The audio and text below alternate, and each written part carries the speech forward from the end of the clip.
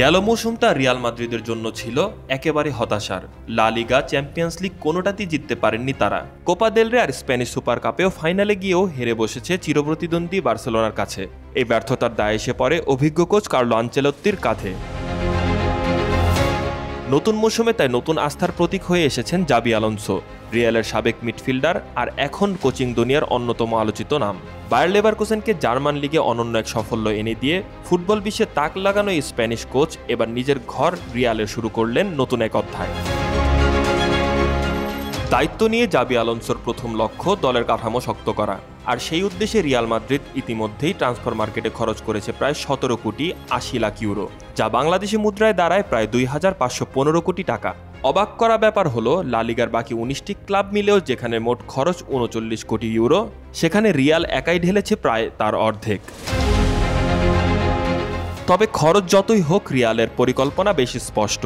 গোটা স্কোয়াড বদলে নয়, বরং নির্দিষ্ট কিছু জায়গায় সঠিক ও কার্যকরী সংযোজন। বিশেষ করে রক্ষণভাগ ছিল গত মৌসুমের বড় দুর্বলতা। ইনজুরিতে জর্জরিত ডিফেন্স, ভারসাম্যহীন স্কোয়াড, এই সমস্যাগুলোর সমাধানেই এবার মনোযোগ দিয়েছে ক্লাব কর্তৃপক্ষ।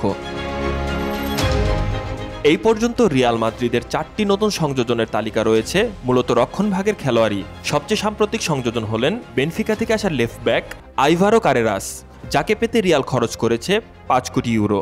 সেন্টার ব্যাক পজিশনে এসেছে দেয়ান হুসাইন, যার ট্রান্সফার ফি 5 কোটি 80 লাখ ইউরো। সবচেয়ে দামি চুক্তি হয়েছে আর্জেন্টাইন মিডফিল্ডার ফ্রাঙ্কো মাস্তুয়ানোকে ঘিরে। 6 কোটি 30 লাখ ইউরোতে তাকে দলে ভিড়িয়েছে ক্লাবটি। আর ইংলিশ তারকা ট্রেন্ট আলেকজান্ডার আর্নল্ড ফ্রি ট্রান্সফারে এলেও তাকে ক্লাব বিশ্বকাপে খেলাতে রিয়ালকে গুনতে হয়েছে বাড়তি 70 লাখ ইউরো।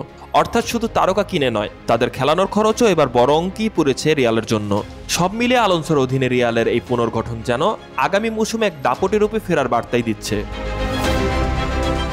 গত কয়েক মৌসুমের তুলনায় রিয়াল মাদ্রিদের এবারের খরচ রীতিমতো রেকর্ড ছোঁয়ার মতো। 2019-20 মৌসুমে ক্রিস্টিয়ানো রোনাল্ডোর বিদায়ের পর ক্লাবটি ট্রান্সফারে খরচ করেছিল 36 কোটি ইউরোরও বেশি। তবে 2020-21 মৌসুমে করোনার ধাক্কায় এই খরচ নেমে এসেছিল একেবারে শূন্যে। এরপর ধীরে ধীরে দল গঠনে ফিরলেও এমন আক্রমণাত্মক ব্যয় আর দেখা যায়নি।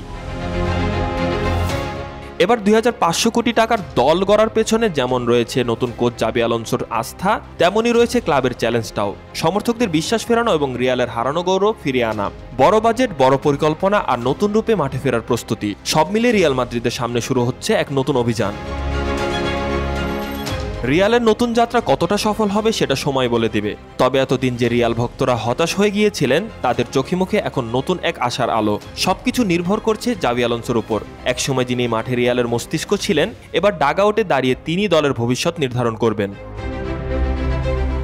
ক্লাব ও ভক্তদের চাওয়া একটাই, গত মৌসুমের দুঃস্বপ্ন পেছনে ফেলে আবারও ট্রফি জয়ের সেই চেনা ছবি দেখা।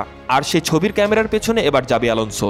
এখন দেখার অপেক্ষা তিনি পারবেন কিনা বাস্তবায়ন করতে রিয়াল মাদ্রিদের পুনর্জন্মের সেই স্বপ্নচিত্র।